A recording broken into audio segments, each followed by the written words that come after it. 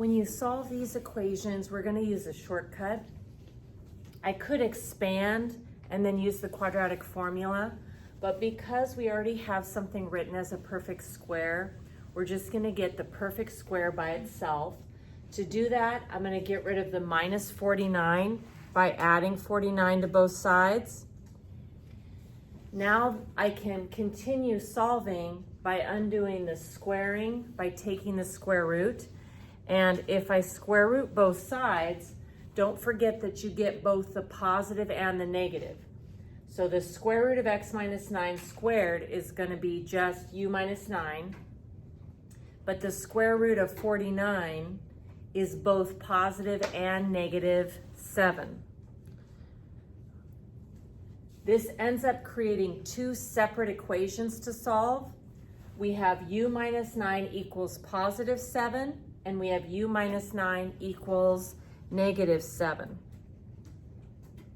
So breaking that up into two separate equations.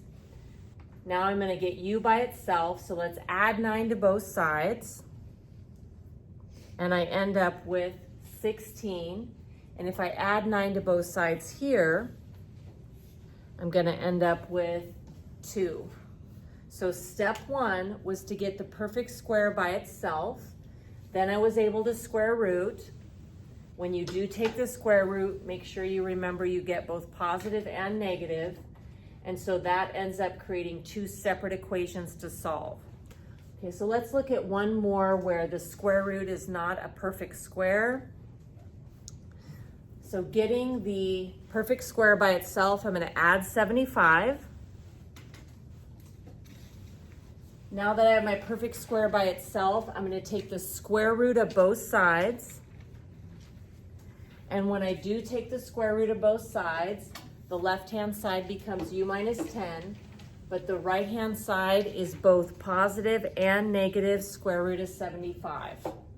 Okay, now the number 75 in the as a radicand, we can expand that. 75 is made out of 3 times 25.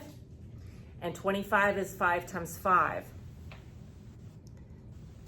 So 75 I've rewritten as 3 times 3 times 5.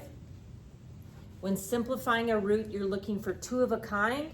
And if you have 2 of a kind, you can take a number out front. So since I have a pair of 3s, I'm going to take a 3 out front.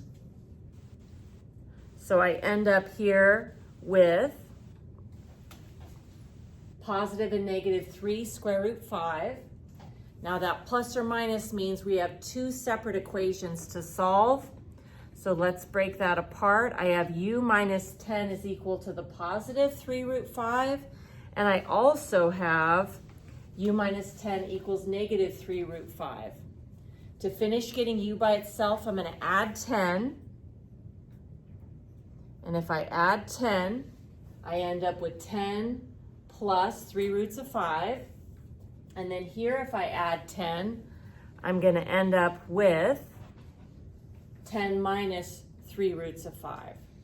Now, if you were writing this just on your paper, it would be fine to simply write the shorthand notation and say 10 plus or minus 3 square root of 5. But keep in mind, these are two separate answers. They happen to be, if I was going to have this equal to y, it would be where it's crossing the x-axis.